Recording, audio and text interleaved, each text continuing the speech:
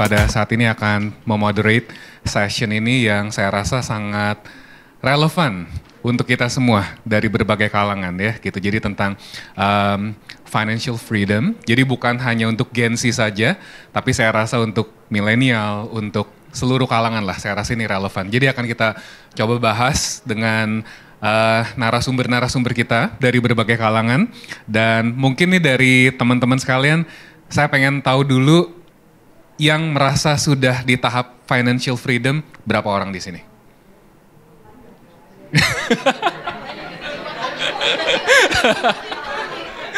Oke, oke. Berarti tidak ada yang mengangkat tangan gitu ya. Jadi saya rasa bisa disimpulkan bahwa memang betul bahwa sebagian besar mungkin pada saat ini sedang berada di level untuk supaya kita berusaha untuk mencapai di titik financial freedom, termasuk saya juga gitu ya. Jadi mari kita bahas semuanya gitu. Jadi saya akan jelaskan dulu tentang alur dari diskusi kita di siang hari ini.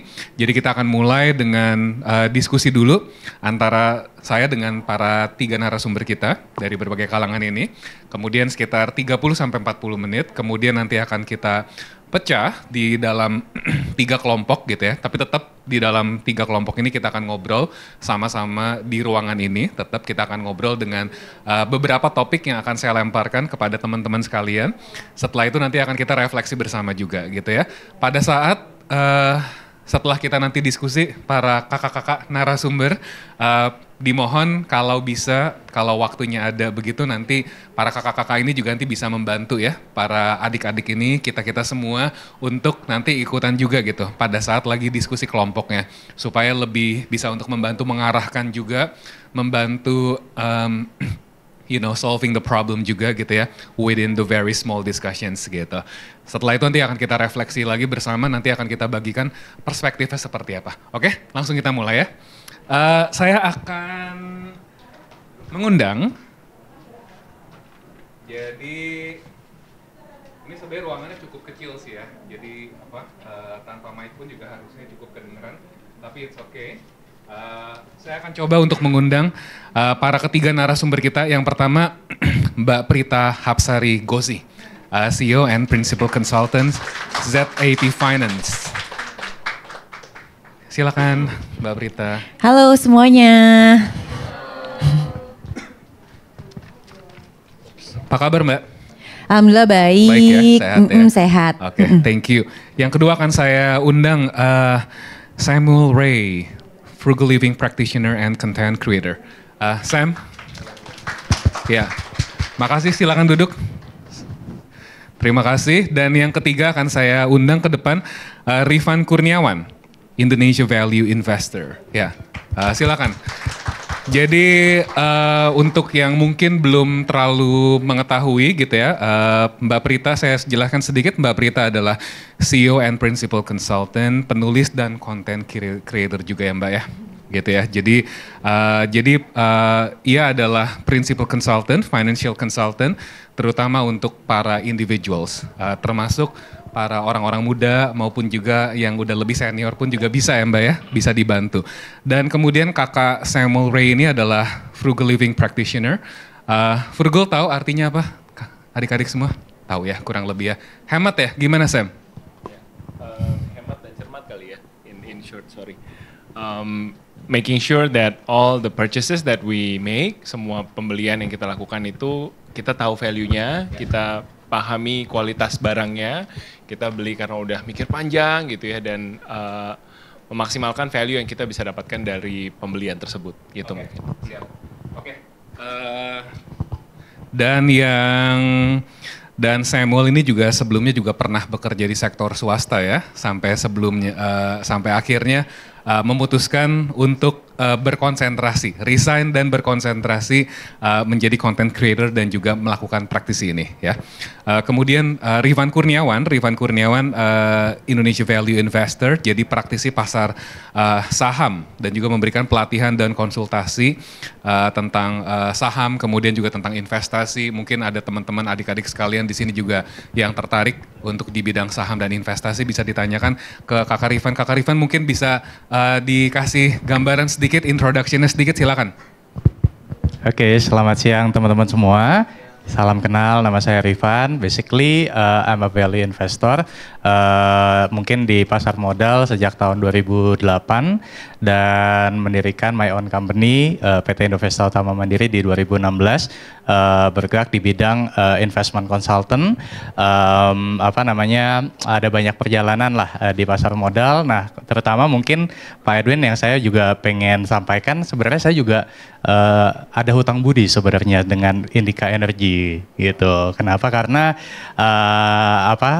nanti ada bukunya juga. Jadi tahun 2015 itu saya sempat jadi salah satu pemegang saham di PT Indica Energy. Ya, waktu itu harga saham lagi jeblok-jebloknya di Rp700 ya, harga batu bara lagi di $50 ya. Tapi 2 years after tahun 2016-17 mungkin teman-teman yang udah bekerja juga mungkin tahu ya, waktu itu Indica Energy achieve the highest net profit in 2016 itu 4,5 triliun rupiah gitu. Jadi ya harga sahamnya juga melambung tinggi. Ya saya juga dapat cipratannya lah dari sana gitu. So thank you. Itu dulu introduction-nya. Oke, terima kasih Rifan. Jadi saya rasa di sini juga pasti banyak juga ya yang pengen dapat kecipratan itu ya, gitu ya. Jadi dan juga kira-kira gimana sih caranya invest yang betul gitu ya, dan juga mengelola keuangan yang betul, termasuk juga lifestyle seperti apa yang perlu kita lakukan untuk bisa mencapai tujuan tersebut. Jadi saya akan ulangi bahwa sesi ini namanya adalah Towards Financial Freedom, Earn More, Manage Better, and Invest Wisely. Kemudian kalau kita kan tekan latar belakang, pada saat ini memang kemajuan teknologi itu kan memudahkan kita ya, gitu ya, memampukan kita untuk melakukan hal-hal yang sebelumnya itu tidak bisa dilakukan, namun pada saat ini bisa dilakukan. Termasuk mungkin yang dari Gen Z memang belum terlalu ada bayangan gitu ya mungkin ya gitu. Jadi tapi sebelum ada internet begitu kan memang hal-hal yang tidak bisa dilakukan sebelumnya, seperti pada saat ini kita bisa bahkan dari sisi pembelajaran pun juga kita bisa lakukan dari YouTube lah dan lain sebagainya, itu bisa dilakukan, tapi dulu itu tentunya tidak ada luxury seperti itu. Tapi di lain sisi hal tersebut juga tadi yang sempat dibahas di pleno gitu ya, bahwa menjadikan hal-hal itu yang kita inginkan itu semua serba cepat, serba instan, serba praktis, tanpa melalui proses yang mungkin proses yang betul gitu ya. Jadi seringkali juga banyak kekeliruan yang terjadi. Nah itu yang pengen kita pelajari, dan juga terutama untuk para orang-orang muda atau para dari Gen Z khususnya, mungkin banyak juga yang belum memiliki mindset yang tepat tentang cara mengelola dan menginvestasi pendapatan yang dimiliki. Dan oleh karena itu menyebabkan munculnya gaya hidup yang konsumtif dan tidak sehat secara finansial. Jadi saya akan jelaskan dulu bahwa objektif kita dari sesi ini adalah sebetulnya cukup sederhana gitu ya, bahwa informasi tentang konsep-konsep dasar dalam mengelola keuangan dengan baik, termasuk juga lifestyle-nya, dan tips-tips dari kakak-kakak di depan ini bagaimana untuk menambah penghasilan, mengelola uang, dan berinvestasi dengan baik agar bisa menjadi pribadi yang merdeka secara finansial. Setuju ya teman-teman semua ya? Oke, siap. Langsung kita mulai. Oke, mungkin pertanyaan yang cukup mendasar dulu ya, dan saya rasa ini penting dari kita semua. Mindset yang betul dan juga tidak hanya betul saja, betul dan salah tentang mengelola keuangan itu seperti apa sih? Mungkin aku bisa mulai dari Mbak Prita. Silakan Mbak. Oke, terima kasih. Kebetulan karena aku profesinya sebagai financial consultant, tapi aku juga adalah seorang ibu rumah tangga, jadi mungkin aku akan menjawab dari sisi financial consultant terlebih dahulu. Jadi bukan yang apa kata Prita gitu ya. Nah, mindset yang pertama itu yang sering orang gaung-gaungkan adalah uang tidak bisa membeli kebahagiaan. Coba aku mau nanya deh, sekarang dengan tepuk tangan, yang setuju bahwa uang tidak bisa membeli kebahagiaan silakan tepuk tangan. Yang setuju bahwa uang bisa membeli kebahagiaan boleh tepuk tangan. Teorinya dikatakan oleh Harvard Business Review adalah uang memang bisa membeli kebahagiaan. Jadi again, because I'm a financial consultant, so aku bawa data ya. Datanya itu memang sudah ada gitu ya di berbagai studi, tetapi yang paling recent itu adalah dari Harvard Business Review. Itu mereka mengungkap bahwa ternyata uang memang betul bisa membeli kebahagiaan selama Anda tahu dipakainya buat apa. Jadi ada tambahannya gitu. Nah, ternyata dipakainya buat apa? Yang paling besar itu adalah menggunakan uang untuk membeli waktu. Contoh ya, ini sekarang aku ngomong sebagai aku ibu rumah tangga. Sebagai ibu rumah tangga punya 2 anak berprofesi seperti ini, aku tuh minggu ini tuh luar biasa banget perjalanannya. Kemarin baru pulang dari Bandung, hari ini di sini, besok insya Allah ke Bandung lagi, Jumat aku ke Jogja, Kamis aku ke Jogja, Jumat aku di Jakarta lagi. Semuanya events. Kebayang nggak rumah tangga aku akan seperti apa kalau aku tidak memiliki uang untuk membeli waktu? Apa maksudnya? Prita Gozi gak masak buat anaknya. Ih jahat banget jadi ibu, bukan aku jahat. Gue gak punya waktu aja buat ngelakuin itu. Tapi kan anak-anakku mesti punya makanan bergizi dan lain-lain. Sehingga aku membeli dengan uang yang aku punya, orang lain yang emang lebih kompeten untuk masak dan lain-lain, itu biasa melakukannya untuk aku. Aku punya 2 anak. Dan anakku udah besar-besar. Nanti kalau anak udah punya anak, anaknya besar-besar pasti ngerasain deh. Minta diajarin terus orang tuanya lama-lama betanduk. Bener gak sih? Gak sabar. Kalau cuma ngajarin anak kecil TK gitu-gitu, teman-teman bilang aduh gitu. Coba ngajarin anak SMP SMA. Selamat ya. Gitu kita pasti mesti belajar dulu. So daripada aku spend time untuk itu, aku bayar tutor teman-teman. Jadi aku biarkanlah anakku pusing-pusing. Terus gini, aduh capek banget bunda. Sini sayang. Jadi kan artinya aku adalah ibu yang baik hati. Ya, itu aku beli dengan uang, bener gak? Nah, itu adalah salah satu cara untuk membeli kebahagiaan dengan uang. Nah, teman-teman nanti akan menemukan caranya masing-masing. Mindset kedua adalah, ini kebetulan aku tulis di Instagram aku hari ini. It's not how much you make, but how much you spend that matters. Because spending itu internal. Ya, save itu gampang as long as you can manage your spending. Setuju nggak? Ya nggak? Karena gini, kalau ada yang bilang save dulu semuanya, tapi you cannot manage spend, buntutnya bakal ngebongkar tabungan juga, benar? Kalau udah kadung diinvestasiin, dia bilang deh, Pak Edwin pinjam dulu dong 100. Ya soalnya dia gak mau bongkar investasinya, tapi dia butuh duit karena dia gak bisa manage spendingnya, mungkin ada dadakan atau apa, betul gak teman-teman? So kuncinya Anda sampai pensiun nanti adalah spending habits. Aku kemarin hari Senin itu ngajar pelatihan pensiunan. Jadi mereka-mereka yang udah mau pensiun 2 tahun, 5 tahun lagi, itu kuncinya adalah di spending habits. Dan yang terakhir, banyak orang bilang mindsetnya banyak anak, banyak rezeki. Bukannya aku gak percaya ya, tapi jangan sampai banyak anak, banyak rezeki demi anak jadi investasi. Itu sebabnya mindsetnya kita ubah dikit yuk. Jangan menjadikan orang tua kita dana darurat. Jangan menjadikan anak kita kelak dana pensiun, dan jangan jadiin teman kita pay later. 3 mindset itu yang menurut aku penting banget buat kita pegang.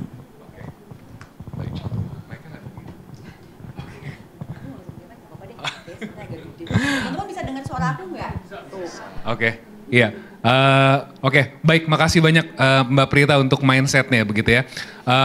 Berarti kalau begitu mungkin bisa saya sedikit simpulkan gitu ya, bahwa memang uang itu bisa memberikan akses kepada tadi yang Mbak Prita katakan, tutor, kemudian juga beli makanan, tempat masak dan lain sebagainya begitu ya Mbak ya, gitu ya.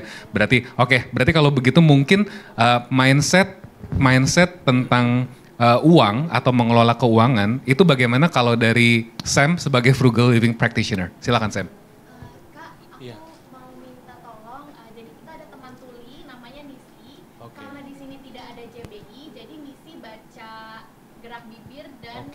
Suara teman-teman pakai alat. Okay. Nah, oleh karena itu minta tolong suaranya, intonasinya lebih jelas dan agak lebih pelan supaya alatnya bisa membaca. Baik. Itu tadi Oke. Ya. Oke sih, terima kasih. Siap. Sama-sama. Oke. Ya. Oke, selamat sore teman-teman, salam kenal. Saya Samuel, seorang karyawan sebenarnya. Jadi bukan seorang praktisi keuangan. Kebetulan kerjanya di bank tapi bagian HRD. Jadi dan kemudian 2019 saya mulai ngonten. Jadi background saya sebenarnya HR practitioner dan content creator. Frugal living ini sesuatu yang saya stumble upon di tahun 2020 ketika pandemi dan banyak waktu nonton YouTube. Seperti kita semua mungkin ya. Dan somehow ada algoritma di YouTube yang merekomendasikan bisa loh kalian financial independence retire early. Bisa loh kalian pensiun dini di usia muda dan lain sebagainya. Dan jadi buat saya waktu itu apa ini barang baru, apa ini, masa bisa sih usia 30-an, usia 40-an bisa sudah pensiun gitu. Nah memang ada beberapa kondisi ya yang menyebabkan teman-teman di Amerika Serikat, teman-teman FIRE movement ini bisa pensiun dini, salah satunya memang penghasilannya besar. Mereka memang datang dari profesi-profesi yang software engineer, software developer yang memang higher paying di Amerika Serikat. Jadi memang ada advantage seperti itu. Tapi setelah saya gali lebih lanjut ternyata ada practicality di cara pandang mereka gitu. Cara pandang mereka intinya adalah gimana caranya kita bisa membayangkan kira-kira nanti di hari tua, di hari kita pensiun, kita punya kebutuhan bulanan itu berapa. Kita belajar menghitung.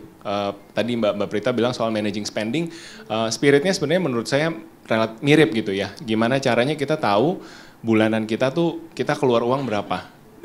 Itu yang saya coba bangun ya sistem itu dengan istri saya.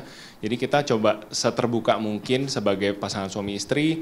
Kami punya meeting bulanan keuangan dan itu bukan sesuatu yang gimana gitu ya menurut saya. Karena semua keluarga sebenarnya bisa melakukan. Hanya memang kadang-kadang ada isu keterbukaan ya. Kita mungkin nggak terbiasa bicara keuangan dengan pasangan dan lain sebagainya. Tapi di keluarga kami lakukan itu.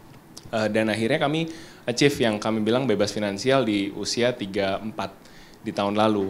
Nah ini bebas finansial yang versi kami, ini bukan berarti kami kaya raya, kemudian tidak harus bekerja lagi dan segala macam. Tapi kami punya cap spending bulanan yang kami maintain gitu. Selama kami tidak keluar dari budgeting bulanan, maka kami bisa bilang kami bebas finansial dari passive income, dari investasi yang sudah kami kelola. Seperti itu. Jadi buat saya yang saya mau bagiin mungkin hari ini ke teman-teman, miliki sistem, find a way supaya pengeluaran bulanan itu kita bisa konsisten.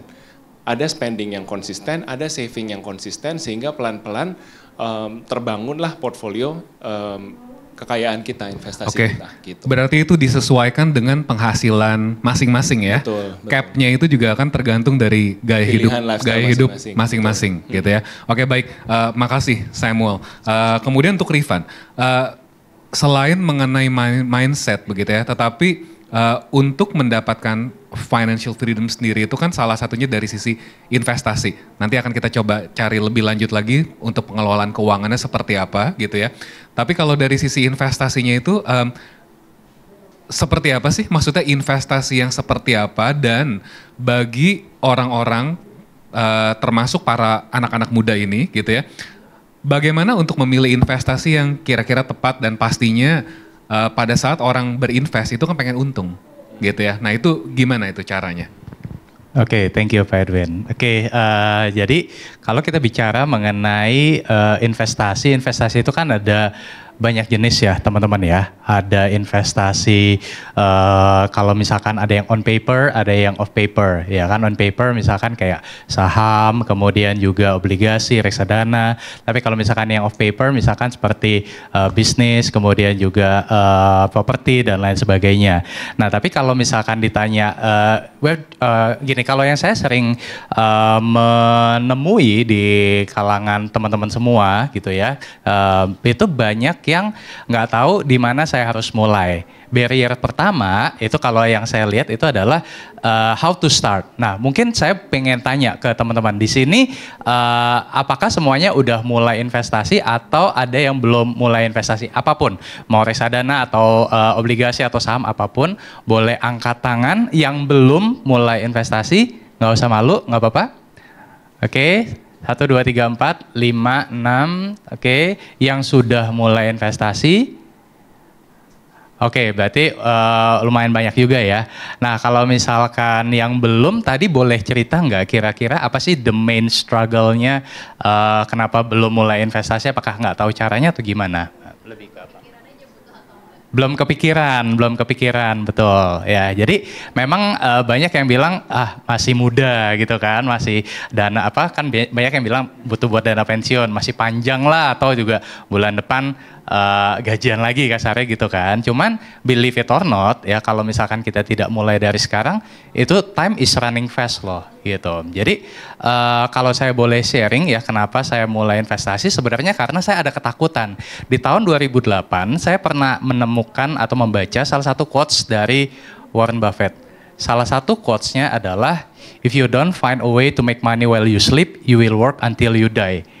Nah, jadi kata-kata itu yang pertama kali ketika itu saya masih pertama-tama bekerja gitu kan, saya membaca quotes tersebut, dan quotes tersebut cukup menampar saya gitu loh.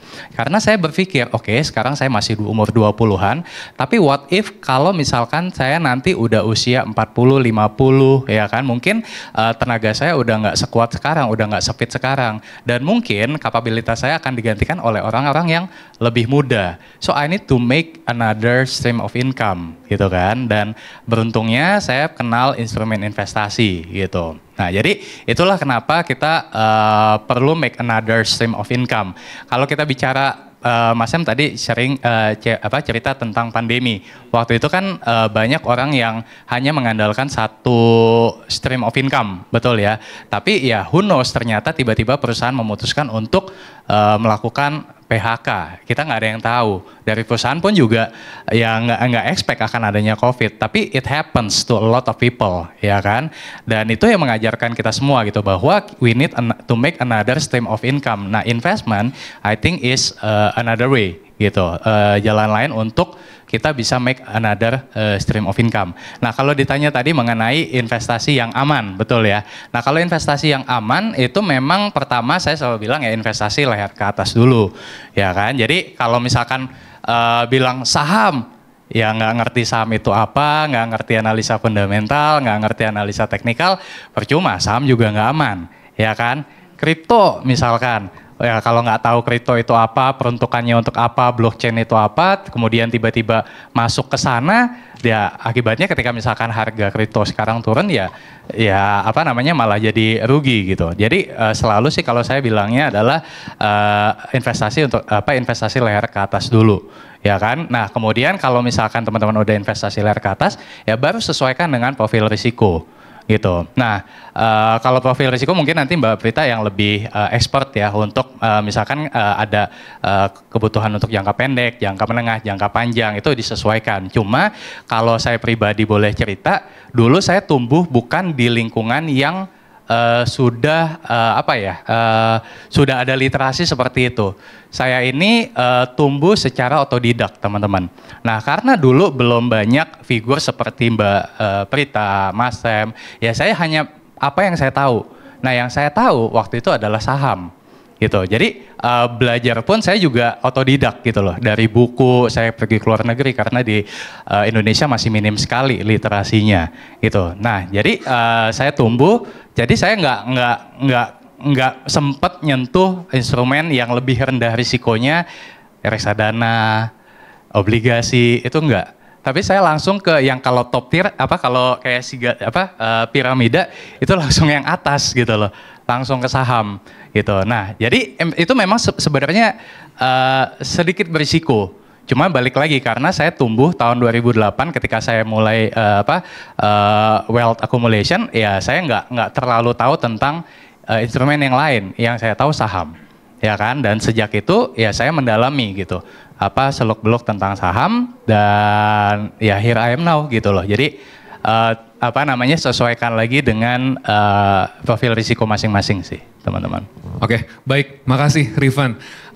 Berarti tadi dari Sam itu mengatakan bahwa pentingnya untuk kita menentukan cap gitu ya. Jadi kayak tiap bulan kita udah mengetahui kurang lebih income kita kurang lebih sekian. Berarti kita penting untuk menentukan level setidaknya saya harus saving berapa gitu dalam satu bulan. Itu salah satu highlights dari yang tadi Sam katakan. Kemudian Rifan bahwa kalau yang dari kita semua ini memang mungkin belum melakukan investasi, itu penting untuk melakukan investasi. Nah sekarang saya mau tanya kepada Mbak Prita, kalau definisi secara briefly aja, financial freedom itu seperti apa sebetulnya? Dari perspektif financial consultants dan juga dari perspektif yang menjalani kehidupan sehari-hari, mempunyai keluarga. Itu satu ya Mbak ya. Kemudian apa langkah-langkah yang perlu dilakukan khususnya untuk para orang-orang muda ini nih Mbak gitu ya, untuk bisa mencapai ke titik tersebut seperti apa? Apakah harus menerapkan gaya hidup seperti Sam misalnya, yang saya rasa frugal living ini menjadi salah satu device gitu, salah satu device atau jalan untuk Sam untuk mencapai titik tersebut. Tetapi kan saya yakin juga itu tidak bisa diterapkan oleh semua orang, misalnya begitu ya Mbak ya. Mungkin dari Mbak Prita silakan Mbak. Oke, jadi jadi dapat dua nih kanan kiri. Oke, jadi kalau dari sisi teorinya itu sebetulnya ada 7 tuh tahap dari mencapai ke financial freedom, bukan mencapai sih, tapi kayak 7 karakteristik gitu ya. Jadi kita tuh sebenarnya bisa ngukur kita lagi adanya tuh sekarang di mana. Karena waktu saya terbatas, jadi aku langsung loncat aja ya. Tapi aku kasih tahu apa aja. Yang paling pertama itu adalah orang yang masih financial avoiders. Secondnya itu adalah mereka yang udah aware, jadi financial awareness. Yang ketiga itu adalah yang udah stabil, jadi namanya financial stability. Lalu yang secure, financial security. Nah ini masuk nih zona merdeka finansial. Itu yang orang-orang suka sebutnya tuh financial independence retire early. Nah 3 ini itu sebenarnya tuh ada yang level 1-nya financial independence, ada yang level 2-nya financial freedom, dan level terakhirnya itu atau level 7 adalah financial fulfillment. Bedanya secara singkat, orang yang sudah mencapai financial independence, dia memiliki penghasilan di luar pekerjaan aktifnya yang hanya cukup untuk survive hidup. Pertanyaannya survive hidup tuh apa? Nah sebenarnya kita mudah mengukur pada saat kita pandemi kemarin waktu awal-awal kan survive hidup kita itu hanya perlu buat makan, minum, udara segar, betul nggak? Ya, coba teman-teman hitung itu angkanya berapa sih? Saya yakin pasti nggak besar, ya kan? Tapi pada saat kita udah kembali ke dunia nyata seperti sekarang gitu ya, banyak banget hal-hal yang tidak kita pakai pada saat itu. Sekarang kita bilang kita butuh, bener gak? Nah waktu itu kok bisa gak butuh? Kira-kira gitu. Nah itu adalah sebenarnya orang yang disebut sudah mencapai financial independence. Dengan demikian kalau kita pakai angkanya BPS ya, orang di Jogja itu bisa punya penghasilan pasif 2,5 juta rupiah per bulan, itu udah financial independence. Ya karena kan kita pakai data ya, kita pakai data BPS di Jogja 2,5 juta per orang, financial independence sudah bisa. Nah 2,5 juta per bulan dapat dari mana? Bukan income, buat bayar survival rate-nya dia aja. Udah, karena mindset-nya itu bukan menggantikan income kita. Mindset-nya itu adalah membayar survival cost kita. Expense kita untuk bisa survive, itu financial independence level 1. Level 2, nah ini biasanya naik mulu nih gitu ya. Itu adalah saat kita punya penghasilan yang sifatnya pasif, jadi bukan dari active income kita. Lalu dia bisa membeli hal-hal di luar yang survival tadi. Yang mungkin beda-beda di antara kita semua. Yang doyan kuliner yang mungkin kepengen bisa omakase setiap minggu kali gitu ya. Yang doyan traveling mungkin bisa pengen siap ini. Nah betul, karena kayak misalnya buat Prita, I'm not a concert person gitu loh. So for me semua pada heboh-heboh ngewar, gue diem aja di rumah gitu kan ya. Jadi memang tiap dari kita akan berbeda-beda. So you need to find out teman-teman yang mana. Nah yang kedua ini nih si financial freedom itu yang angkanya gerak terus Mas Edwin. Seriously, kenapa gerak terus? Jawabannya karena manusia tidak pernah puas. Because money can buy happiness, tapi tidak pernah bisa membeli rasa satisfy. Ya, that's why kita gerak terus. Jadi kalau misalnya aku tuh nggak pernah berani mendeklar kalau Mas Sam berani ya, dia hebat banget. Kalau aku nggak berani ngedeklar dari aku udah financial independence atau freedom atau belum, karena kayaknya maunya gue nambah mulu. Dulu gitu kan ya, gitu naik low cost carrier kemana aja hayo gitu kan ya. Sekarang mohon maaf lahir batin teman-teman, kalau aku begitu terus kutus-kutus gue minum kali jangan-jangan. Pegel. Loh aku udah in my 40s gitu ya. Maksudnya for me buying comfortness itu penting, kalau enggak aku nggak bisa produktif gitu. Jadi jangan bilang kayak Prita Gozi nggak frugal nih, nggak naik KRL gitu. Ya mohon maaf lahir batin, kalau gue naik KRL produktivitas gue rendah banget jadinya. Teman-teman lihat di mobil aku, itu aku bawa sepatu 3 pasang karena abis ini aku mau pergi, ada acara lagi kan. Aku punya outer line, pakai kerudung lagi ya. Kerudung kan ganti lagi ya, bener nggak? Gini aja kerudung aku diprotesin orang, katanya Mbak nggak disetrika. Ya Allah, boro-boro gue setrika, gue bilang gitu ya. Gitu, jadi artinya you need to define your financial freedom. Kalau itu bukan masalah survival rate, things that you want. Yang terakhir adalah fulfillment, Mas Edwin. Fulfillment itu saat kita sudah lewat si freedom tadi, plus kita bisa kasih ke semua orang atau siapapun yang kita mau kasih tanpa kita mikirin ngapain kasih dia, tuh orang jahat. Paham gak maksudnya? Kadang kan kita mau ngasih kayak ngapain ngasih dia, gak tahu bersyukur. Itu ilmu yang aku dapetin dari keluarga suamiku. Keluarga suamiku tuh ada keturunan Japanese ya. Dia selalu bilang begini, kalau udah kasih lupain. Jangan pernah mikir dibalikin sama dia atau apa, atau misalnya dia terus jahat sama kita, ya udah nggak usah ngasih lagi aja berikutnya. Tapi terhadap yang sudah dikasih, ya kamu harus ikhlas. Kalau kamu bilang kamu dulu ikhlas, terus sekarang gara-gara orangnya misalnya ya ternyata uangnya dipakai buat apa dan kamu menyesal, berarti kamu sebenarnya tidak ikhlas. You expect something in return gitu loh. Itu aku belajar banget ya ternyata.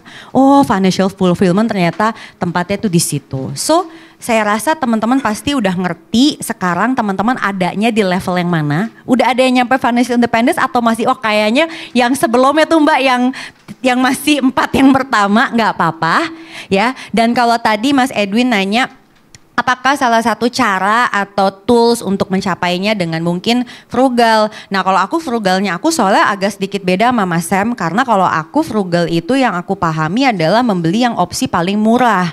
Jujur gue gak bisa. Karena kalau aku beli paling murah kayak misalnya tiket pesawat ya aku pasti yang paling murah. Gak bisa aku jujur aja gitu ya. Jadi aku mungkin bukan yang paling mahal tapi yang tengah-tengah gitu. Sehingga aku cuma mau bilang gini sama teman-teman. Teman-teman mau pakai tools apapun, misalnya frugal ala Mas Sam, mau gimana, mau ini, mau itu sesuaikan, silahkan pilih mana yang kalian bisa gunakan. Tapi jangan terlena. Jadi misal karena berpikir kan hidup harus dinikmati, ngapain sih aku begitu-begitu amat gitu jadi orang. Hidup betul harus dinikmati. Tapi hidup juga bukan cuma untuk hari ini. Tetapi juga ada hidup untuk masa depan. Kan tema kita apa sih? Future gitu bukan sih? Ya kan ada our future. Ya itu aja udah jelas kan. It's not now tapi future. So it's very important untuk kita mikirin hal tersebut. Sehingga apapun tools yang akhirnya kita pilih harus mengarah kepada pencapaian si financial freedom yang kita inginkan tadi. Makasih Mbak Prita. Apapun tools yang kita pilih, jadi sesuaikan sama kepribadian kita, karakter kita, gaya hidup kita, dan income kita pastinya ya. Sekarang saya mau tanya ke Sam. Saya memilih dengan opsi frugal living seperti itu. Yang saya rasa mungkin ini adalah opsi yang pas, yang cocok, yang sesuai. Dan saya assume juga harusnya didukung oleh pasangan juga ya. Karena kalau tidak kan akan repot tuh. Kalau misalnya suaminya atau istrinya ini menerapkan frugal living, tetapi kalau spouse-nya kita itu tidak mendukung, saya rasa itu bisa repot tuh seperti itu. Nah ini saya, mungkin nanti saya bisa ceritakan lebih lanjut, tapi saya rasa harusnya istrinya juga mendukung, Claudia ya. Claudia harusnya mendukung juga frugal living-nya itu seperti itu. Ini bisa diceritakan sudah berapa lama, dan secara singkat aja, kurang lebih seperti apa sih frugal living yang diterapkan oleh Sam? Silakan Sam. Jadi aku juga melihat percakapan di media sosial ya tentang frugal ini tuh jadi kayak adu siapa lebih frugal gitu. Dan aku ngerasa itu nggak sehat teman-teman. Karena tadi Mbak Prita bener, semua orang punya definisinya masing-masing tentang frugality. Apa yang frugal buat aku mungkin orang lain lihat. Aku udah bekerja 10 tahun lebih, Mbak Prita tadi udah lebih senior lagi, mungkin teman-teman yang fresh grad ngelihat lifestyle aku, loh kok Sam katanya frugal tapi kok mobilnya mobil Eropa misalkan gitu, bisa dijudge seperti itu juga. Atau bahkan masih punya mobil gitu, kenapa lu punya mobil kan ada transportasi umum segala macam. Jadi percakapannya salah kalau dibawa jadi adu frugal-frugalan itu salah gitu. Nanti jadi ugal-ugalan kita. Jangan gitu ya. Yang harus fokuskan adalah kalian jadikan tadi toolbox untuk mencari kemana sebenarnya kalian mau mengarahkan hidup kalian. Kalau misalkan di dalam FIRE movement itu ada istilah geographic arbitrage. Jadi kita menggunakan, kita memilih tempat tinggal misalkan. Kalau kalian merasa, oh Jakarta adalah kota yang mahal, kita bisa lo pindah ke kota yang lebih murah. Kalau merasa lifestyle Jakarta lebih fast pace, bisa lo pindah ke kota yang lebih kecil. Jadi poinnya adalah bukan menghakimi orang lain di sosial media, tapi poinnya adalah kita berkaca.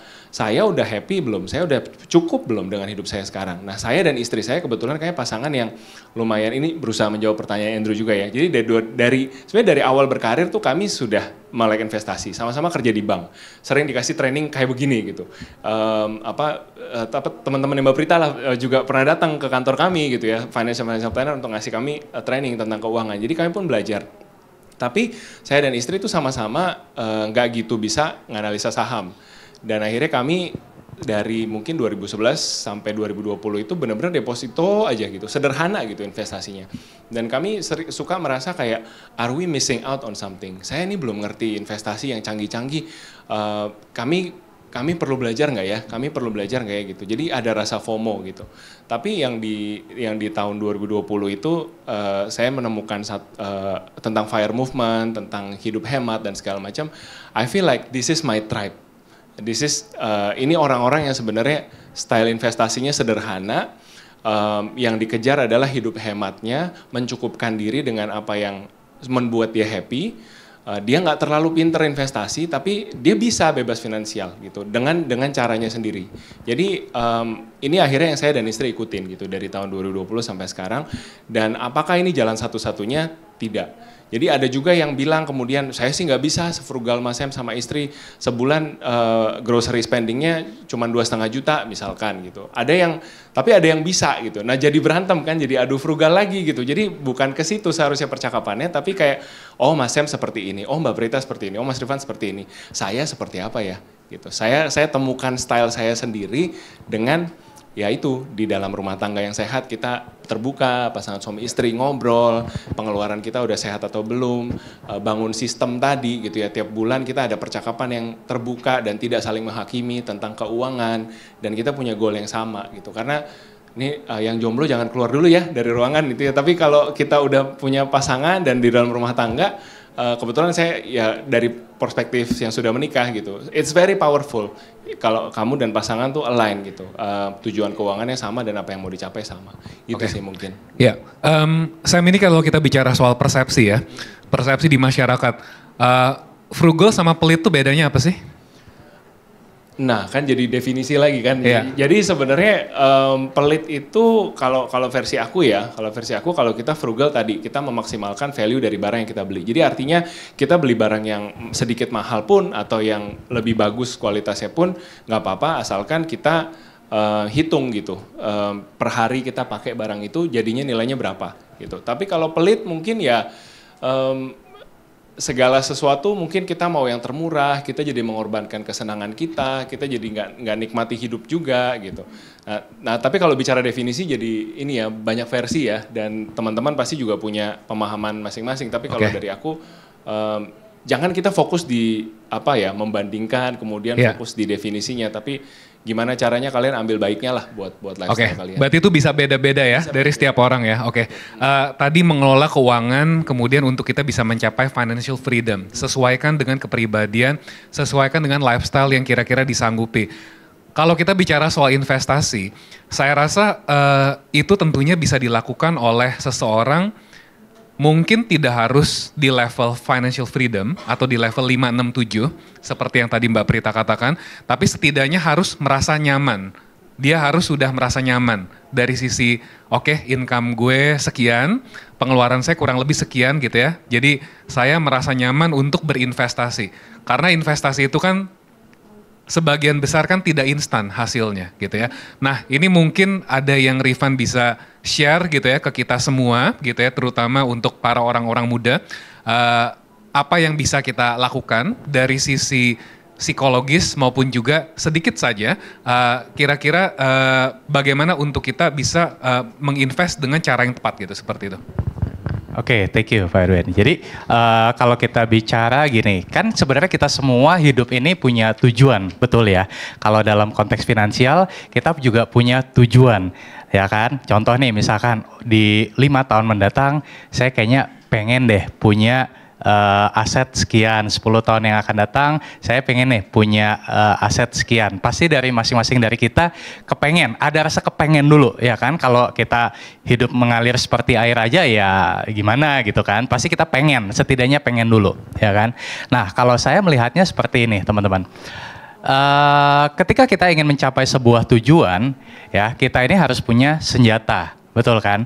Nah tadi Mas Sam sudah cerita tentang frugal living, ya kan? Itu adalah salah satu senjatanya, ya kan? Nah, jadi senjata dari frugal living ini adalah gimana caranya supaya kita bisa mengerem pengeluaran kita, ya tapi tanpa mengorbankan kesenangan kita, betul ya Pak Sam ya? Nah, tapi kalau misalkan kita bicara soal investasi, ini adalah another senjata, another tools untuk mencapai keuangan kita, untuk mencapai tujuan keuangan kita. Supaya apa? Supaya lebih cepat. Gini, salah satu yang saya percaya dari dulu sampai sekarang adalah money does not grow linearly. Ya, uang tidak bertumbuh secara linear.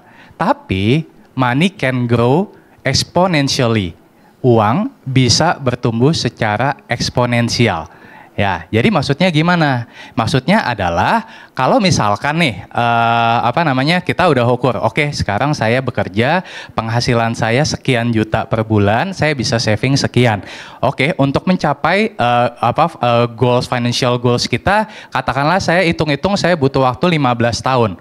Oke, gimana ya caranya supaya angka 15 tahun ini bisa saya perpendek jadi 10 tahun misalkan. Bisa pakai caranya misalkan tadi yang Mas Sam. Oh, saya buka dulu nih pengeluaran rumah tangga saya. Wah, ini kayaknya nggak perlu-perlu banget nih. Kita cut, ya kan? Nah, ini perlu tetap kita jaga, ya kan? Tapi ya itu adalah strategi defensifnya. Nah, tapi strategi ofensifnya gimana? Strategi ofensifnya adalah selain kita bekerja, ya, kita buat uang juga bekerja untuk kita.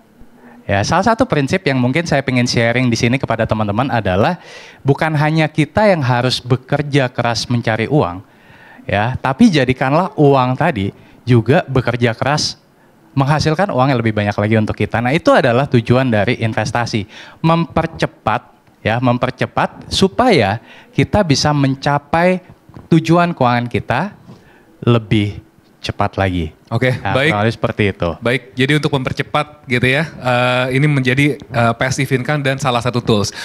Sekarang akan kita buka pertanyaan kepada teman-teman sekalian gitu ya. Saya akan buka 3 pertanyaan terlebih dahulu. Siapa yang kira-kira mau bertanya? 1, masnya yang di belakang, mbaknya. 1 lagi, mungkin dari sini? Oke, biar ya, kita yang 2 dulu ya, kemudian 1 dari sini. Ya. Mbaknya silakan, Mbak.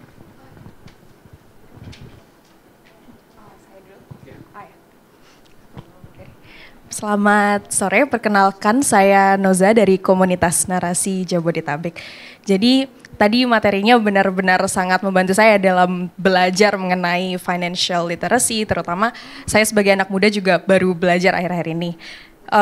Saya sendiri masih menjadi mahasiswa akhir dan salah satu hal yang sering kita temui adalah mengenai ketika membeli sesuatu adanya skema cicilan atau pay later gitu.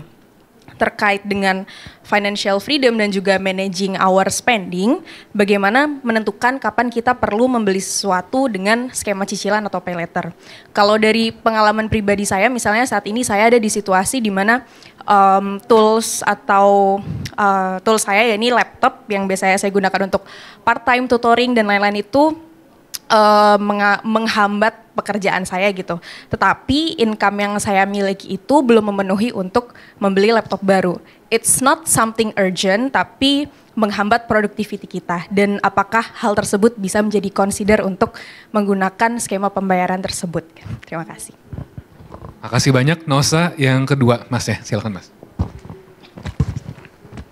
Halo, selamat sore. Saya Aci Hartoyo dari komunitas ISB. Mau nanya ke kakak-kakak di depan. Sebenarnya saya udah kenal lama dengan Mbak Prita, ngikutin IG-nya. Banyak belajar dari seminarnya beliau juga. Saya mau tanya dong, kebetulan saya juga menerapkan konsep frugal living dari Mas Em juga ya. Saya sudah cukup lama belajar, tapi berkaca pada pandemi 3 tahun yang lalu, itu semuanya seperti kayak di reset kembali, meskipun tidak sampai ke 0 atau minus, tapi jadi harusnya sudah bisa 100, kita jadi turun jadi 50. Nah, tantangan ke depan kan, future-nya kan makin banyak yang unpredictable, serba dinamis. Kira-kira strategi apa sih yang bisa kita terapkan supaya perencanaan keuangan kita itu nggak berantakan lagi seperti pandemi 3 tahun lalu? Terima kasih. Baik, terima kasih Mas Aci. Mungkin dari sana ada yang mau bertanya dari barisan sini? Samara, enggak? Belum ya? Oke, boleh banget. Halo, kenalin nama aku Nisi, aku dari komunitas Tuli. Aku mau tanya ini, aku penasaran dan mungkin ini pertanyaan yang cukup mudah. Karena sebenarnya mindset aku tertanam dari sejak sekolah. Kalau soal kebutuhan sehari-hari, kita semua taunya premier, sekunder, tersier dan segala macam. Sebenarnya mindset yang benar kalau di masa sekarang dengan tujuan keuangan itu untuk memetakan kebutuhan sebenarnya gimana sih baiknya? Gitu. Makasih. Baik, terima kasih banyak Nisi. Pertanyaan pertama dari Nosa mengenai cicilan atau pay later. Saya rasa ini Mbak Prita nih yang bisa tepat banget nih untuk bisa jawab gitu ya. Kira-kira mengenai cicilan atau pay later dari Mbak Nosa tadi, kira-kira apa yang harus saya lakukan ya gitu. Status saya pada saat ini masih mahasiswa semester akhir gitu ya. Ini dibutuhkan, tapi tentunya kan juga uang per bulannya juga mungkin bukan jumlah yang sedikit juga. Silakan Mbak. Oke, pertama pada saat kita mau mengambil cicilan 0%, ini 0% ya, karena kalau udah ada bunganya saya nggak rekomen sama sekali. Oke, jadi kita sekarang ngomonginnya cicilan 0%, biaya admin tidak ada, setuju? Oke, pertama cara kita melihat adalah durasi pakai. Kamu mau pakai laptop itu berapa lama? Kalau kamu mau pakai laptop itu 2 tahun atau 24 bulan, maka maksimal kamu boleh mencicil adalah 6 bulan. Kalau ada ibu-ibu atau mbak-mbak butuh mesin cucinya rusak, mesin cuci itu biasanya dipakai berapa tahun? 5 bisa ya, maka 60 bulan, boleh mencicil sampai 24 bulan. Karena pakainya selama 60 bulan. That's adalah teknik yang pertama. Teknik yang kedua adalah memandang aset tersebut sebagai barang modal kerja. Bukan sebagai barang konsumsi kamu. Karena tadi saya dengar dari laptop tersebut saya menghasilkan uang. Maka pertanyaannya, dengan pembelian laptop baru kan ada selisih angka yang mesti kita bayarkan untuk membeli laptop tersebut. Oke, harus jujur. Selama periode tersebut berapakah kenaikan penghasilan yang kamu pikir kamu akan dapat? Oke, contoh, aku mau ganti laptopnya MB berapa gitu ya. Sekarang berapaan sih? 25 juta gitu misalnya. Terus kamu jual laptop lama kamu, katakanlah laku 10 juta nih biar gampang. Berarti kan mesti keluarin 15 juta. Pertanyaannya MB itu dipakainya berapa tahun? Misalnya tadi 2 tahun. Berarti dalam 2 tahun itu apakah kenaikan penghasilanmu memang di atas 15 juta? Itu cara mengukur kedua. Jadi 2 hal ini, sebenarnya banyak lagi yang lain tapi aku kasih 2 itu aja. Sebenarnya 2 ini itu adalah teknik yang dipelajari kalau teman-teman belajar accounting. Jadi semua yang aku sebut ini sebenarnya teori akuntansi biasa. Tapi bisa kita terapkan di kehidupan sehari-hari kita. Mudah-mudahan bisa membantu untuk mengambil keputusan. Jadi itu satu yang paling penting, bunga 0%.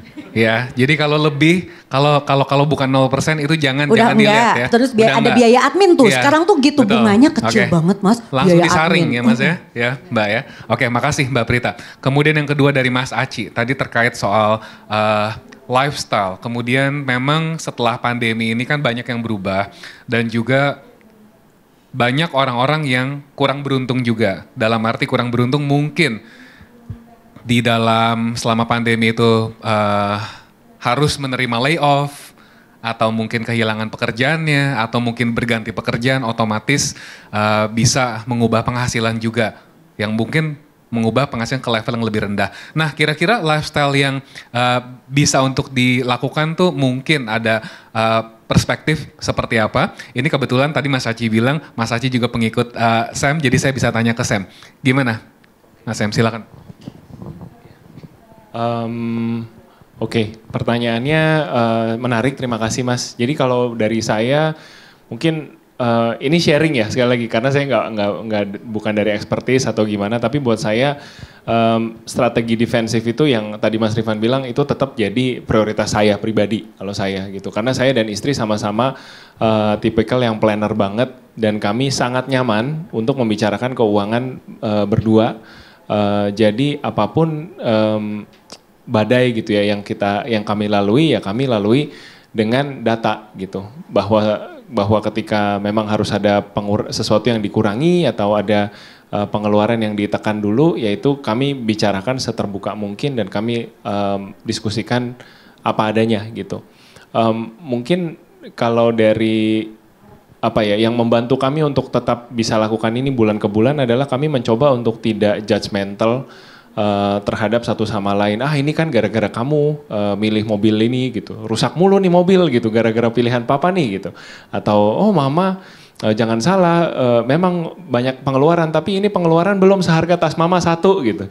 Jadi kalau terjadi percakapan seperti itu kan tidak enak gitu ya antara suami istri. Jadi kami mencoba untuk ya udah ini sudah kadung dibeli, misalkan mobilnya ternyata build quality-nya kurang bagus atau suka rusak gitu ya, apa kita jual aja ya, atau apa kita perbaiki aja ya dan kita pakai lagi 1-2 tahun lagi, toh nanti kalau dihitung-hitung amortisasinya, pengurangan nilainya ya masih cengli lah, masih oke lah gitu, biaya pakainya tiap bulan buat kami gitu. Jadi buat saya justru ketika kita bicara keuangan, apalagi dalam konteks pasangan, yang lebih penting itu seni berkomunikasinya dengan pasangan gitu. Jangan nyalahin, jangan kayak apa ya.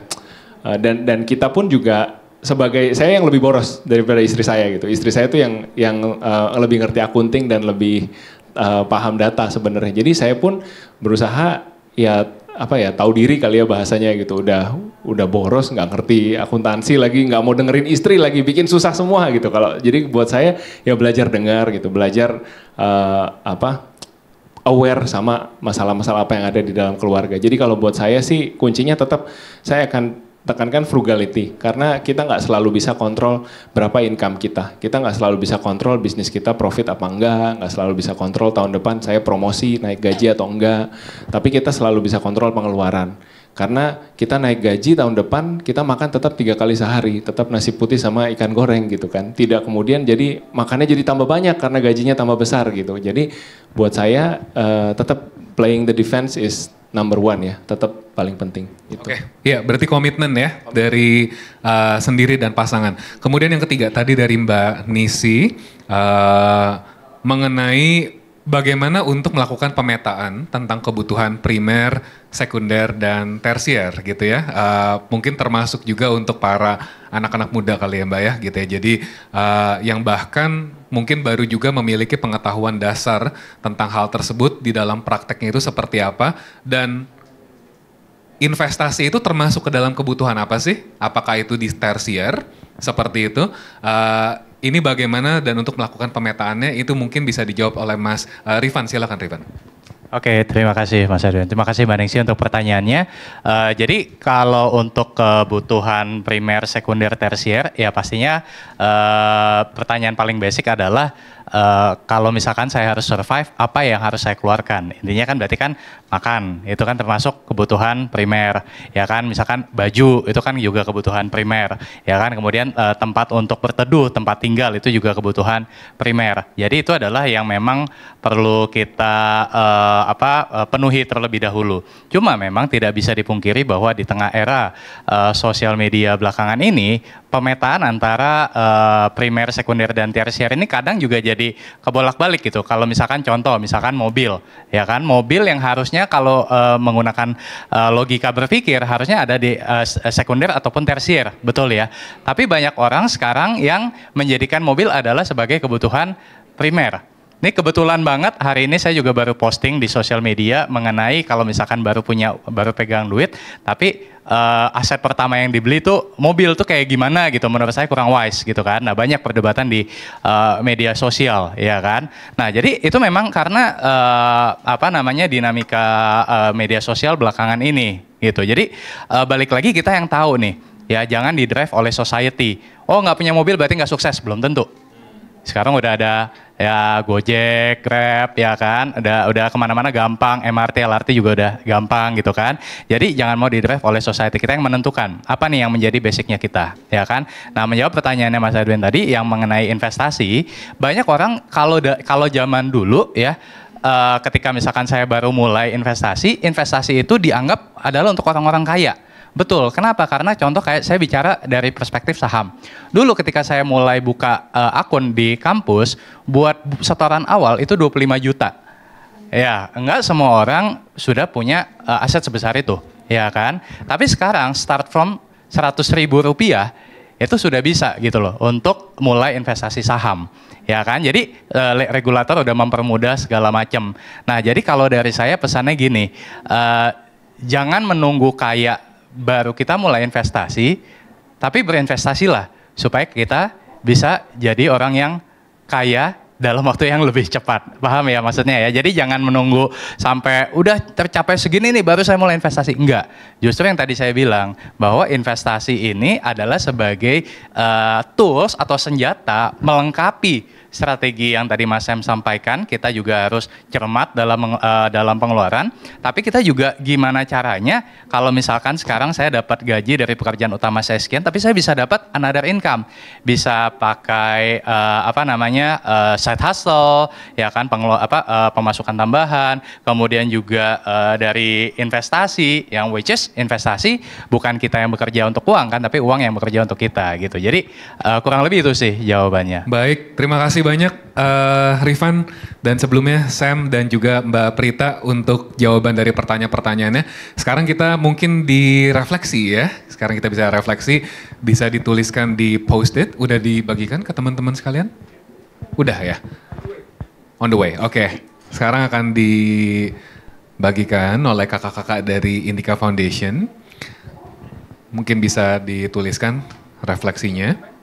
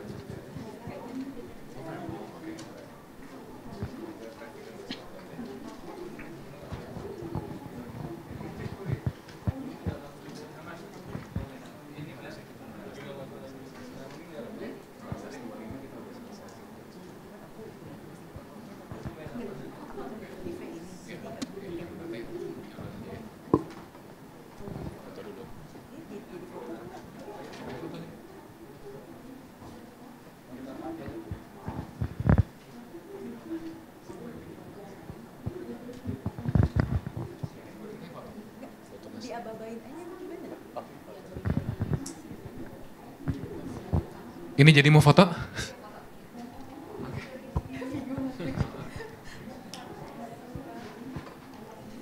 Tunggu dong, siapa ya?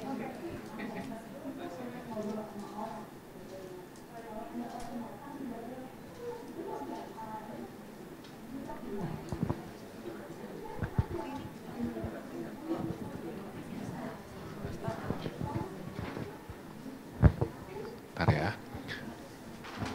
Apa udah? Udah selesai ya? Oke. Oh berarti ini akan ditempel situ ya? Jadi untuk para rekan-rekan peserta, kalau sudah selesai, silakan ditempel di sini. Untuk nanti kami buat sebagai presentasi.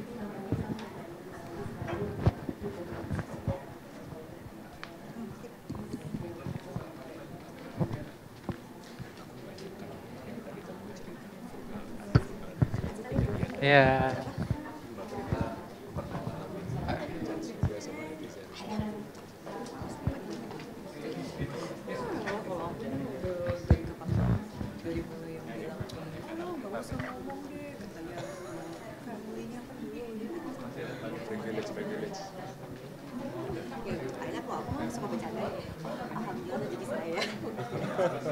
Ngapain kayak gitu dibantah? Ya aku cuma gini, ya mau ikutin ilmu aku syukur, nggak mau ikutin ya nggak apa-apa, aku bilang gitu. Ya jeleknya tuh karena suka ngadu gitu loh, kayak kita tuh gacoan. Ya silakan teman-teman sekalian yang sudah menuliskan refleksinya bisa ditempel. Udah jalan. 16.25. Foto sama peserta mungkin sama. Tapi katanya tadi breakout lagi, diskusi lagi enggak? Kayaknya waktunya udah ada.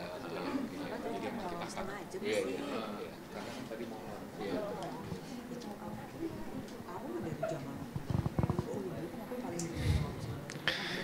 Ayo silakan refleksinya ditempel. Ini semua kuning semua di sini ya.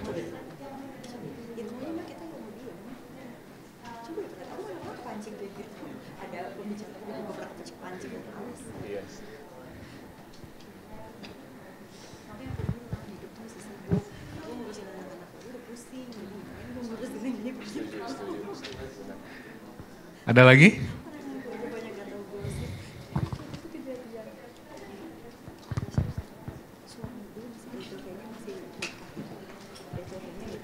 Iya, kayaknya sebagian besar udah pada tempel ya.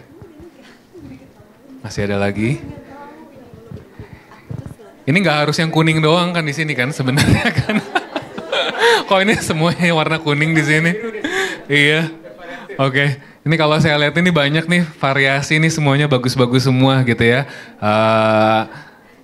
Nggak salah mulai dari nol kok gitu untuk kita bisa semangat kaya, kemudian hemat pangkal kaya, lalu berani ngambil keputusan dan commit untuk mencapai financial freedom, kemudian minimize spending, add income stream, and optimize financial learning. Oke. Ada banyak sekali gitu ya, jadi termasuk juga untuk belajar spending habit seperti apa yang kira-kira cocok diterapkan, bisa mampu untuk kita lakukan gitu. Kemudian juga jangan menunggu kaya untuk memulai investasi, tapi lakukan semuanya dari hal-hal yang termasuk dari practical living gitu, termasuk sustainability dari barang-barang. Dan juga jadi lebih tenang dengan perencanaan dan pengelolaan keuangan. Dan ternyata yang mendefinisikan itu adalah kita sendiri. Betul, saya rasa itu adalah buah atau intisari dari dialog kita di sore hari ini. Jadi sesuaikan dengan diri sendiri gitu ya. Berapa lama kita punya waktu lagi sampai ke 16.25, masih ada 4 menit. Oke, saya minta dari setiap kakak-kakak di depan, Mbak Prita, Mas Sam, dan juga Mas Rifan untuk memberikan closing statement 1 menit tiap orang. Makasih. Oke. Aku sederhana aja teman-teman, getting rich is easy, but staying rich is another story. So tugas kita adalah menjaga supaya finansial kita tetap baik, dengan cara yang baik, dengan sumber yang baik, harapannya hidup kita ke depannya juga akan menjadi baik, berkah dan bermanfaat. Pastikan teman-teman mencari yang memang sudah ada dan jangan cari yang tidak ada. Nikmati yang ada di depan mata. Karena itulah yang terbaik untuk kita saat ini. Luar biasa, terima kasih banyak. Makasih banyak Mbak Prita untuk closing statementnya, silakan Mas Sam. Kalau dari saya, getting rich and looking rich is different. Jangan ketukar ya. Benar-benar menjadi kaya dengan kelihatan kaya itu beda. Banyak yang di sosmed tuh beda ya sebetulnya ya. Iya, Nah, jadi itu kita jangan. Bisa disewa ya, mobil merah 2 pintu itu bisa disewa gitu ya. Kelihatan kaya itu mudah. Tapi kita jangan ngejar yang ke sana gitu ya. Fokus sama keuangan kita masing-masing. Nggak usah adu frugal. Ya, aku lebih hemat dari dia. Aku lebih cepat ini. Nggak membantu masuk surga lebih cepat atau gimana gitu ya. Jadi tidak usah diadu. Fokus pada diri sendiri. Ambil ilmu yang baik ya. Teman-teman hidup di zaman banyak resources gratis dan berbayar dan segala macam. Ambil apa yang baik buat kalian dan fokus ke diri kita untuk bangun keuangan kita lebih baik. Baik, sedikit 1 menit terakhir dari Mas Rifan, silakan. Oke, thank you. Kalau dari saya mungkin pesannya adalah teman-teman jangan lupakan juga untuk investasi ya. Karena apalagi kalau misalkan teman-teman di sini masih usia 20-an, sebenarnya teman-teman itu jauh lebih kaya loh dibandingkan dengan teman-teman yang lain yang mungkin usianya baru kenal investasi 40-50 tahun. Kenapa? Karena teman-teman punya satu aset yang tidak dimiliki banyak orang, yaitu waktu ya. Jadi manfaatkan ya waktu itu semaksimal mungkin ya, karena investasi itu membutuhkan waktu. Dan mungkin sedikit closing statement juga dari saya ya. Ini ada sebuah pantun sedikit ya. Giat bekerja mencari nafkah, jangan lupa memberi amal. Karyawan Indika luar biasa, pasti bisa bebas finansial. Amin. Hey, luar biasa. Baik, terima kasih banyak untuk diskusi kita yang luar biasa di sore hari ini. Terima kasih Mbak Prita, Mas Samuel, dan juga Mas Rifan. Terima kasih. Dan terima kasih juga untuk adik-adik semuanya yang udah kakak-kakak lah ya, gitu. Kakak-kakak dan adik-adik semua gitu di sini. Terima kasih udah berada di breakout room session kita tentang financial freedom ini. Dan tadi untuk yang mengajukan pertanyaan, kita ada 3 buku ya dari yang ditulis sendiri oleh Mas Rifan, akan kita berikan kepada tadi yang kakak-kakak memberikan pertanyaan. Noza, Aci, dan Nisi. Terima kasih.